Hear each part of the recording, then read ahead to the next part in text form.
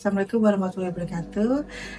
Salam sejahtera bagi kita semua. Perkenalkan, nama saya Larasati Ais Karsari, dosen pada program studi Sarjana Manajemen Fakultas Ekonomi dan Bisnis Universitas Hayam Wuruk Perbana, Surabaya. Video ini dibuat sebagai bagian dari pemenuhan persyaratan sertifikasi dosen gelombang 1 tahun 2025, khususnya pernyataan kinerja dalam Tridharma Perguruan Tinggi pada unsur pengajaran atau biasa disingkat dengan PDD UKT-PT. Sejak bergabung pada tahun 2016, saya telah mengemban tanggung jawab sebagai pendidik dan saat ini menjabat sebagai asisten ahli dengan bidang keahlian di bidang manajemen pemasaran. Fokus pengajaran saya adalah pada strategi pemasaran modern yang mencakup analisis pasar, perilaku konsumen, dan pengembangan bauran pemasaran yang etis dan inovatif baik dalam konteks lokal maupun global. Dalam kesempatan unjuk kerja kali ini, saya akan memaparkan proses pembelajaran pada mata kuliah manajemen pemasaran yang merupakan bagian penting dari mata kuliah manajemen dan bernilai 3 SKS.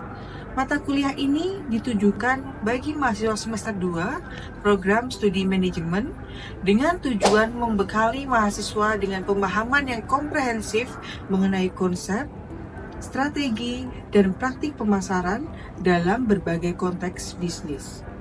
Melalui pembelajaran ini, mahasiswa diharapkan memiliki keterampilan dalam merancang, menganalisis, dan menyampaikan informasi pemasaran yang relevan untuk mendukung proses pengambilan keputusan baik secara strategis maupun operasional dalam kegiatan pemasaran sehari-hari.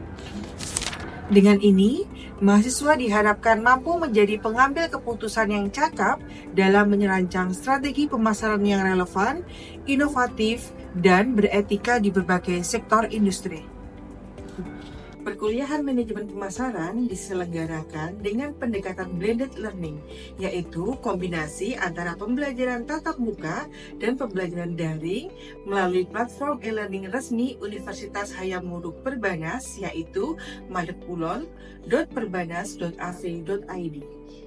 Melalui platform ini, mahasiswa dapat mengakses materi perkuliahan, mengunduh rencana pembelajaran semester atau RPS, serta mengunggah tugas secara daring. Sementara itu, diskusi interaktif, analisis studi kasus, dan presentasi kelompok dilaksanakan secara langsung di kelas untuk meningkatkan pemahaman dan keterampilan praktis mahasiswa. Metode pembelajaran yang saya terapkan bersifat aktif, partisipatif, dan konstekstual dengan pendekatan sebagai berikut. Yang pertama, ceramah interaktif. Untuk membangun landasan konseptual mahasiswa terkait teori manajemen pemasaran. Yang kedua, diskusi kelompok guna mendorong kolaborasi dalam pemecahan masalah nyata di bidang pemasaran. Yang ketiga, project based learning, di mana mahasiswa menyusun proyek pemasaran yang aplikatif sebagai bentuk integrasi antara teori dan praktik. Untuk mendukung tercapainya kompetensi lulusan program studi manajemen, mata kuliah manajemen pemasaran dirancang dengan sejumlah capaian pembelajaran yang mencerminkan penguasaan teori, kemampuan analitis, keterampilan komunikasi, serta pemahaman terhadap etika bisnis dalam konteks pemasaran. Adapun capaian pembelajaran lulusan adalah sebagai berikut. Untuk capaian pembelajaran pada mata kuliah yang ditargetkan adalah sebagai berikut. Media pembelajaran yang digunakan dalam perkuliahan manajemen pemasaran dirancang untuk mendukung proses belajar yang efektif dan komprehensif. Mahasiswa dapat mengakses modul atau rencana pembelajaran semester secara daring melalui platform e-learning kampus. Selain itu, materi disampaikan melalui presentasi dan didukung dengan artikel ilmiah dan studi kasus terkini untuk memperkaya wawasan serta mengaitkan teori dengan praktik di lapangan. Video pembelajaran juga digunakan sebagai materi pendukung yang dapat diakses mahasiswa secara fleksibel untuk memperdalam pemahaman terhadap topik-topik tertentu. Materi perkuliahan disusun secara sistematis dalam 14 topik utama. Adapun pokok materi yang akan dibahas selama perkuliahan adalah sebagai berikut. Pilihan dalam mata kuliah ini dibagi menjadi 6 komponen utama yang dirancang untuk mengevaluasi pencapaian mahasiswa secara menyeluruh, baik dari aspek kognitif, afektif, maupun psikomotorik. Yang pertama yaitu tugas kelompok sebesar 40% yang meliputi presentasi sebesar 15%, makalah 10%, dan laporan profil dan analisis pemasaran mitra UMKM yaitu 15%. Komponen kedua yaitu tugas individu dengan persentase 10%, di mana mahasiswa diminta membuat peta konsep atau mind mapping dari materi yang akan dipelajari untuk menilai pemahaman mereka terhadap topik secara visual dan terstruktur. Komponen yang ketiga yaitu adalah keaktifan sebesar 15%, di mana mahasiswa dinilai berdasarkan partisipasi aktif dalam diskusi kelas, kehadiran, serta kontribusi dalam proses pembelajaran baik secara individu maupun kelompok.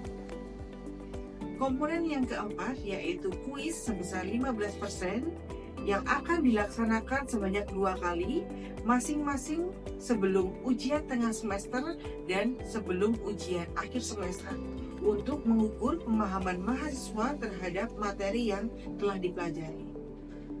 Dan terakhir, komponen yang kelima yaitu ujian tengah semester dan ujian akhir semester dengan masing-masing prosentasenya adalah 20%. Di mana komponen ini merupakan evaluasi komprehensif terhadap seluruh materi yang telah dipelajari, baik dalam bentuk soal analisis, studi kasus, maupun teori. Adapun referensi utama dalam perkuliahan ini adalah buku Kotler, Philip, dan Gary Armstrong yang diterbitkan pada tahun 2021 yang berjudul Principle of Marketing edisi 18 Global Edition, dan didukung oleh 3 buku tambahan untuk memperkaya perspektif mahasiswa terhadap materi yang dibahas.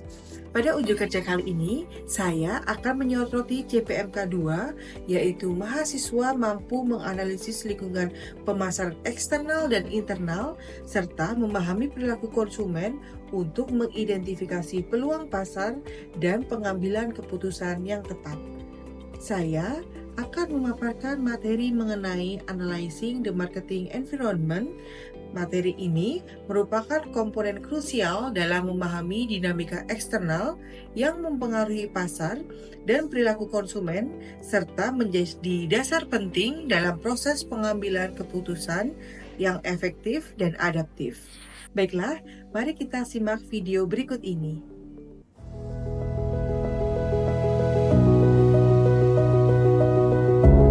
Oke, rekan-rekan semuanya, Assalamualaikum warahmatullahi wabarakatuh. Selamat pagi rekan-rekan semuanya. Pagi. Kok lemes banget pagi-pagi, udah sarapan atau belum ini? Kecil banget suaranya ya. Baiklah, pada minggu ini kita akan membahas pertemuan kita yang kedua, yaitu Analyzing the Marketing Environment. Tapi sebelum itu, mari kita berdoa. Menurut agama dan percaya masing-masing, berdoa dimulai. Berdoa selesai.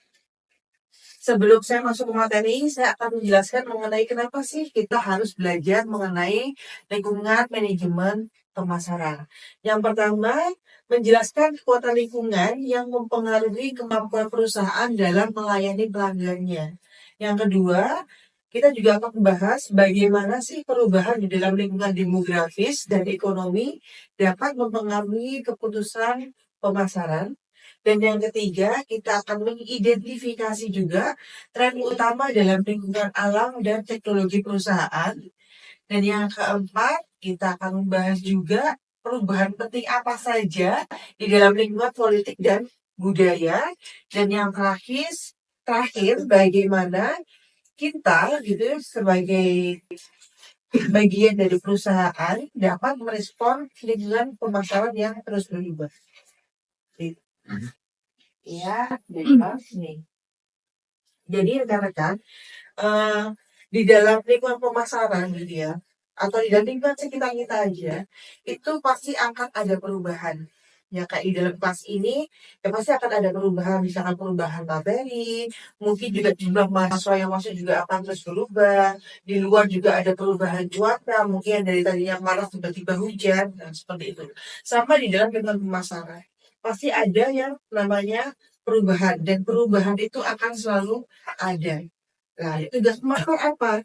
Bukan menghindari perubahan, tapi kita sebagai pemasar dituntut untuk beradaptasi dengan perubahan tersebut.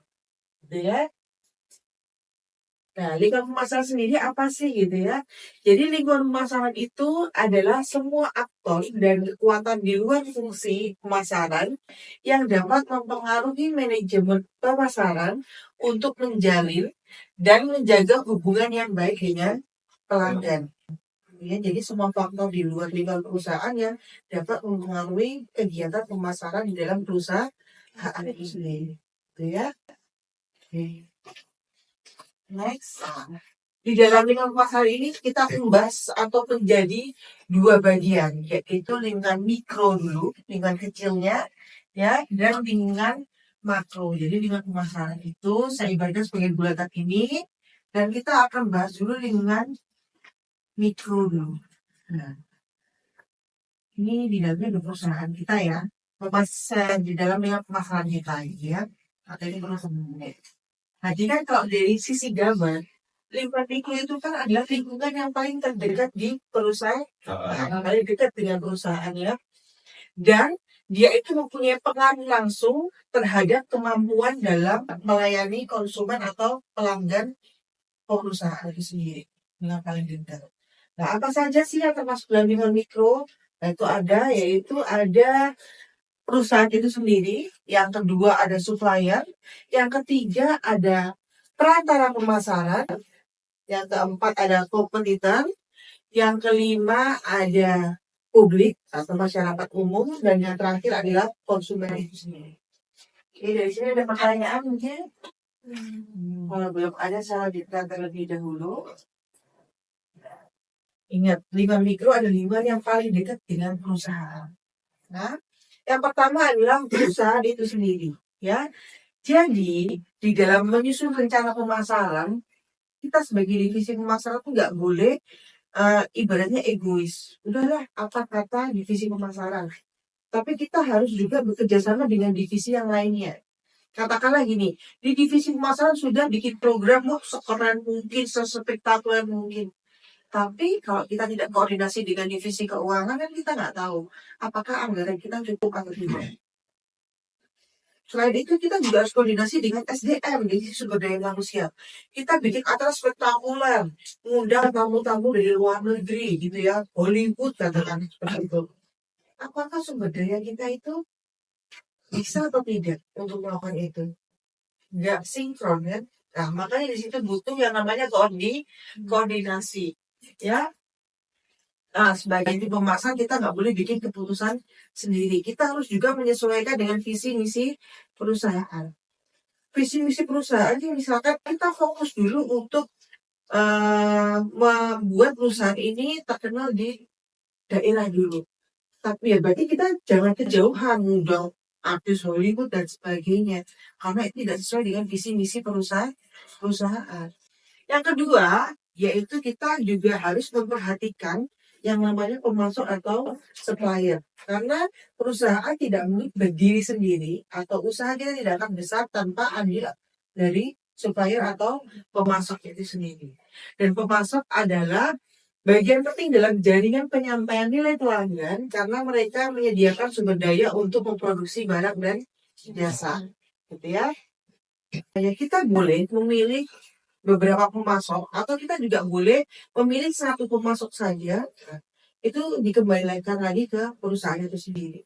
Tetapi kita harus aware terhadap drama-drama yang akan terjadi antara supplier atau pemasok dengan perusahaan. Nah, yang pertama contohnya keterlambatan pasokan. Itu pasti tidak bisa dihindari. Ya. Yang kedua bencana alam. Terus yang ketiga tiba-tiba ada kenaikan harga. Otomatis mempengaruhi nggak dalam proses produksinya? Mempengaruhi.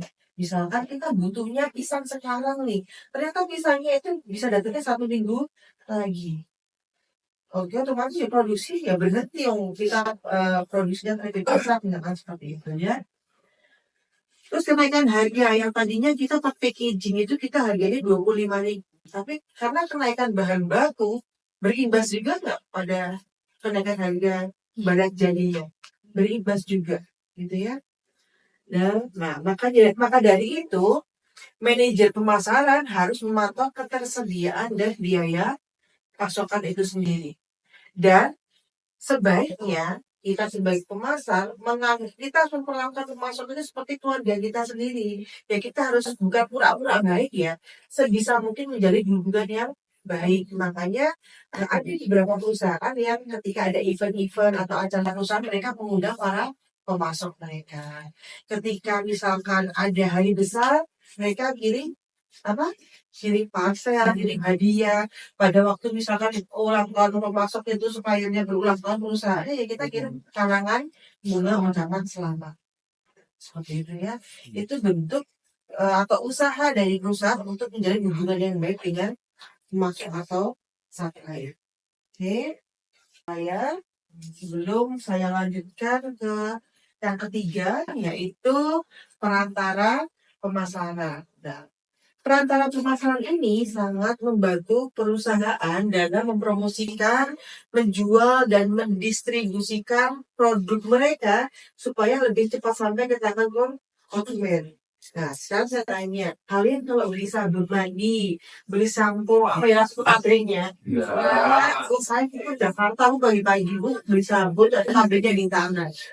Oh Bu, saya ke Kalimantan, Bu, khusus beli misalkan minyak putus-putus langsung dari tangan ya. Nah itu akan membuang waktu gitu, nggak efisien dari sisi konsumennya juga, nggak efisien dari sisi perusahaannya juga. Itu bisa berisiko barang mereka rusak karena terlalu lama menunggu di gudang gitu ya. Nah makanya akhirnya perusahaan pasti akan bermitra ya atau bekerja sama dengan beberapa perantara pemasaran. Nah yang pertama ada reseller, yaitu toko retail seperti Erafon menjual produk-produk Apple. Nah, seperti itu ya. Yang kedua atau distribusi fisik misalkan. Nah, sekarang kan yang banyak distribusi fisik ya. Jadi perusahaan punya toko online atau bergabung di e-commerce, terus mereka mau mengirimkan produk mereka itu dengan cara bekerja sama dengan JNE, JNT, Shopee Express dan lain-lain. Kan nggak mungkin kan karyawan pabriknya suruh ngirimin langsung. Lebih gampang kalau mereka bekerja sama atau bermitra dengan JNE, JNT ataupun Shopee Express misalnya. Yang ketiga ada agen layanan pemasaran. Misalkan ada biro iklan Ogilvy Indonesia yang membantu perusahaan membuat kampanye iklan. Jadi gini, nggak semua perusahaan itu mempunyai tim advertising yang expert. Dan untuk kalaupun ada, itu pasti perusahaan besar.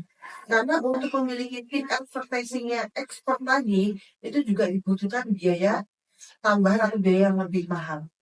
Jadi lebih baik mengoutsourcingkan tugas mereka dengan cara bekerja sama dengan biro iklan.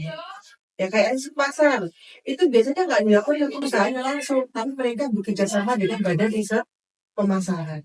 Ya, dan yang terakhir, misalkan dengan melalui perantara keuangan, misalkan Bank BCA memfasilitasi cicilan untuk pembelian alat-alat elektronik. Otomatis kan ini mempermudah konsumen untuk pembelian barang, loh. Apalagi konsumen Indonesia tuh paling senang kalau boleh nyicil, DP-nya 0%. Makanya kayak kendaraan motor, mobil, itu mereka bisa dengan cicilan, bekerja sama dengan IMF, ada yang bekerja sama dengan bank-bank tertentu untuk mengadakan cicilan tersebut. Nah yang ada itu kompetitor atau pesaing. Saya mungkin pernah bilang bahwa tidak semua persaingan itu kita nilai sebagai hal yang negatif. Karena kalau nggak ada kompetitor, kita tepat juga untuk melakukan yang terbaik. Enggak. Biasa kan di kelas ini cuma 2 orang. Wes pasti malas-malasan deh. Kadang satu yang masuk, satunya enggak. Kadang duanya nggak masuk, malah belarasnya nggak masuk gitu ya. Nah kayak gitu. Tugas ya tenang aja. Ini kan cuma syarat aja biar bisa skripsi. Dokter Pasca ini sebenarnya pasti kasihan ya gitu ya. Dan akhirnya nggak akan terpacu untuk melakukan yang terbaik, presentasi terbaik juga nggak akan gitu ya. Nah, makanya kompetitor ini juga harus kita perhatikan. Untuk sukses, perusahaan harus menyediakan nilai dan kepuasan pelanggan yang lebih baik dibandingkan dengan pesaing. Jadi dengan adanya pesaing, kita akan belajar dari mereka nih. Oh mereka kenapa ya kok dapat rating tertinggi dalam penjualan misalkan, atau kenapa ya mereka menjadi produk terfavorit. Ya, kita pelajari strateginya mereka, bukan menggunakan cara yang negatif aja terus perusahaannya nggak gitu, tapi kita belajar dari apa yang sudah mereka lakukan. Kayak misalkan rekan-rekan di sini kan bersaing sebenarnya kompetitor ya. Nah, misalkan kok bisa ya dia itu nilainya bagus tapi kok dia bisa ya walaupun di kelas tuh kayaknya dia igle-igle gitu ya, tapi kok dia bisa berprestasi non akademis juga ya di luar, padahal dia itu juga aktif loh di kampus. Waktunya kapan ya dia belajar? Nah, dari situ kamu mungkin bisa sharing sama dia. Kamu belajarnya kapan ya? Kok strategi itu gimana ya? Dia dapat nilai bagus di kelas, tapi juga berprestasi juga di non akademik. Dari situ kan kalian dapat masukan-masukan yang, oh iya, ketika lihat ini ternyata dia itu begadang masih belajar. Dan dari pelajaran itu kita jangan menduplikasi persis, tapi kita juga harus memperbaiki supaya apa? Kita tetap bisa lebih unik dibanding pesaing kita. Yang dua terakhir ada publik atau masyarakat umum dan konsumen gitu ya. Dimana masyarakat umum ini kan nggak bisa kita pisahkan atau kita enyahkan dari lingkungan perusahaan. Kan gini, banyak pabrik yang berdirinya itu di lokasi-lokasi kecil, daerah-daerah kota kecil gitu ya. Kenapa? Karena UMR-nya rendah. Nah, bagaimana supaya pabrik ini bisa diterima di desa A misalkan? Ya, ya kita ya mempekerjakan aja lingkungan sekitar situ. Jadi kita tidak hanya mengeksploitasi lingkungannya, tapi kita juga mempekerjakan mereka. Otomatis kalau ada protes pabrik ditutup, masyarakat akan melindungi juga kan? Akan melindungi karena kenapa? Mereka merasa bahwa dari pabrik ini loh aku hidup. Makanya masyarakat seperti itu tidak bisa kita musnahkan gitu ya, atau kita hancurkan, tapi kita rangkul. Karena ya kita perusahaan nggak boleh hanya memandang atau mempertimbangkan keuntungan kita semata, tapi perusahaan ini tuh apa manfaatnya bagi masyarakat gitu ya. Ini ada 7 jenis pabrik ya: pabrik keuangan, media, pemerintah, aksi warga, internal, umum, dan lokal. Dan yang terakhir adalah konsumen, di mana konsumen ini adalah aktor yang paling penting dalam lingkungan perusahaan. Kenapa? Karena kalau nggak ada konsumen, kira-kira produk kita dengan dia sangat. Makanya pasti semua kegiatan pemasaran ini porosnya itu adalah ke konsumen. Makanya ada istilah bahwa konsumen adalah raja. Gitu. Karena semua kegiatan pemasaran pasti akan ditujukan atau porosnya ke konsumen. Kita masuk ke yang kedua yaitu ke lingkungan makro dari mikro. Sekarang ke lingkungan makro. Saya tanya sekarang, lingkungan makro jaraknya ke perusahaan jauh, betul dekat? Jauh. Kita harus lingkungan makro itu paling dekat dengan lingkungan mikro. Jauh, berarti kalau semakin jauh itu semakin mudah dikendalikan atau tidak? Semakin jauh semakin susah dikendalikan. Lingkungan mikro ada yang dekat kadang-kadang susah dikendalikan, apalagi yang jauh. Lingkungan makro adalah kekuatan besar dalam masyarakat yang mempengaruhi lingkungan mikro perusahaan.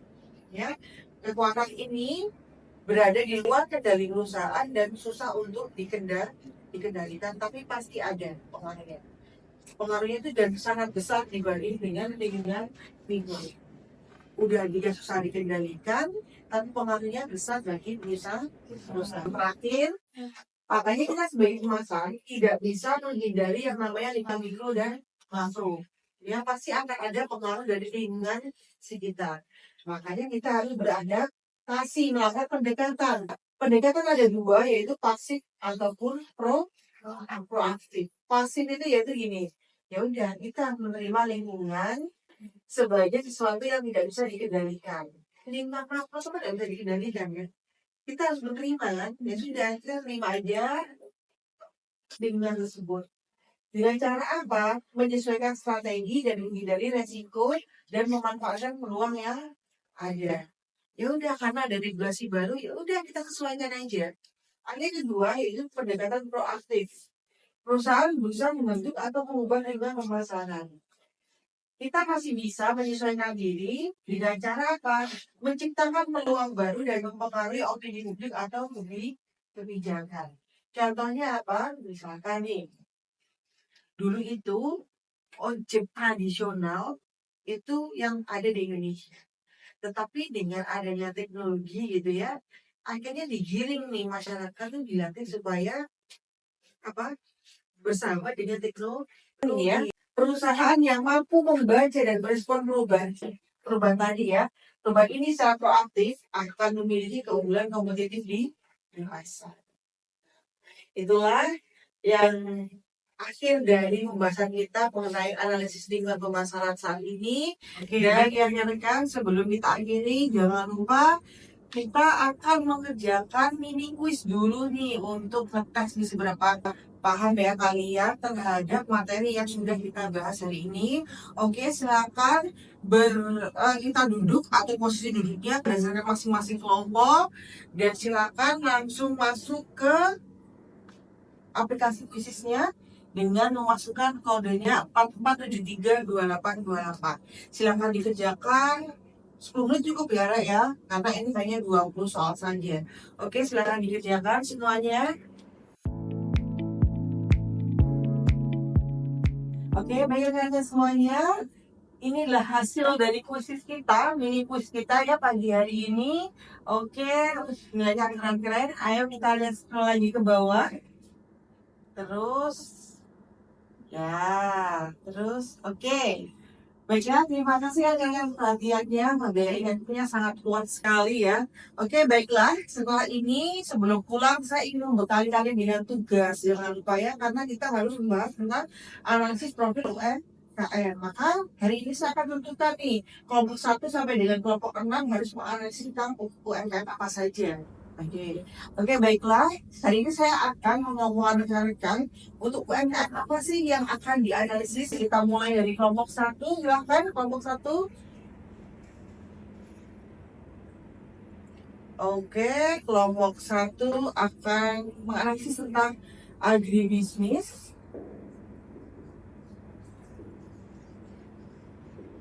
Kelompok 2 silahkan.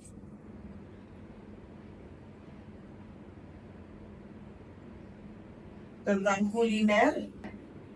Kelompok 3, oke baiklah kan ini adalah 6 kategori UMKM yang akan kalian observasi oleh masing-masing kelompok, di mana kelompok 1 akan bertugas untuk mengobservasi UMKM juga agribisnis, entah itu pertanian ataupun peternakan.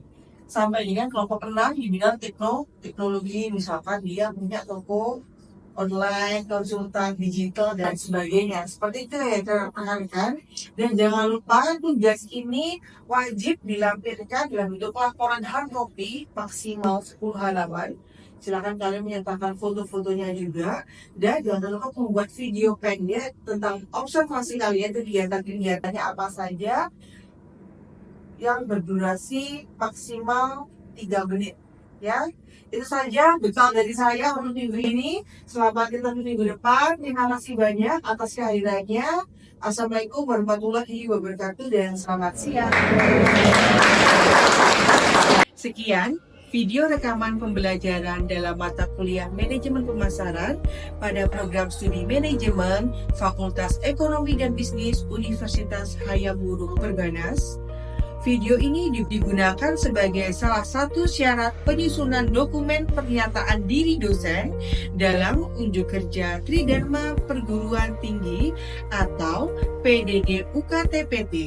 Semoga dapat menjadi pertimbangan baik dalam proses pengajuan sertifikasi dosen gelombang 1 tahun 2025. Terima kasih. Wassalamualaikum warahmatullahi wabarakatuh.